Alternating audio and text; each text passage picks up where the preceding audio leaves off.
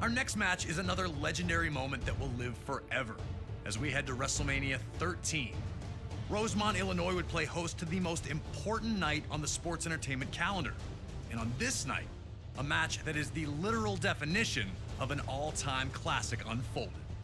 Bret Hart had been the face of WWE's new generation for years, proudly defending the WWE Championship against all comers and defending WWE's honor against its most heinous villains. After losing the WWE Championship to Shawn Michaels in WrestleMania 12's Iron Man match, the Hitman took some time off to consider his future options. When he returned, roughly 6 months later, there were drastic changes to the landscape of WWE's universe. Top among those was the rise of Stone Cold Steve Austin. The man who started the year off as Ted DiBiase's ringmaster would find freedom in his true identity, dropping his manager and finding superstardom in the wake of his 1996 King of the Ring tournament victory. Austin 316 says I just whipped your ass. WWE was trying to find its attitude, but the seeds of change were being planted in the fans who had rallied around Austin. His no-nonsense attitude had made him the ultimate anti-hero. This acceptance of someone who flaunted his breaking of the rules didn't sit right with the Hitman. When Bret made his return, he immediately challenged Austin, who was more than ready to answer the call. The two battled at 1996's Survivor Series, where Hart won in a masterful performance of a feverish back-and-forth battle. The loss only made Austin angrier, creating a single focus for him: to ruin Bret Hart's career. He'd eliminate Hart from the 1997 Royal Rumble match after officials missed Hart first eliminate Austin. The night after Hart captured the WWE Championship at Final Four, Austin would interfere in Hart's first defense on Raw, ending the reign before it could even get started. WWE officials would pit the rivals against each other in a no disqualification submission match. The loser would be forced to admit they were defeated by the better combatant. To make sure that order would be maintained, a special referee was assigned: the world's most dangerous man and former MMA champion, Ken Shamrock.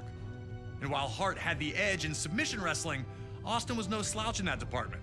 And he also had one other thing going for him: his promise to the world that he would never in a million years give up.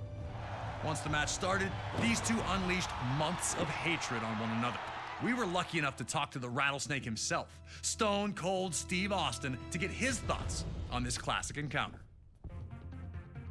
A lot of people think that the WrestleMania 13 match between myself and Bret the Hitman Hart is one of the best of all time. Certainly one of the best in all of WrestleMania.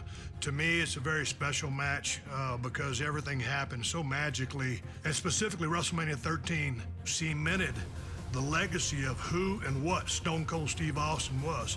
From start to finish, we started it off, we brawled out, we came back into the ring, we brought various factors from around the ring into the ring to use against each other. Some of the stuff backfired on me. It was full of chills, thrills, and spills. I gotta call a spade a spade. I mean, it is my favorite all-time match, and I've been to some classics. Always an honor to get to pick the brain of one of WWE's top-level legends. Thank you again to Stone Cold for talking with us about WrestleMania 13. Now it's on you to try and find a way to take out WWE's toughest SOB. Remember, there are no disqualifications, so use whatever you can, and maybe you'll find a way to get him to surrender. I just wouldn't recommend messing with the referee. Shamrock's ankle lock is nasty.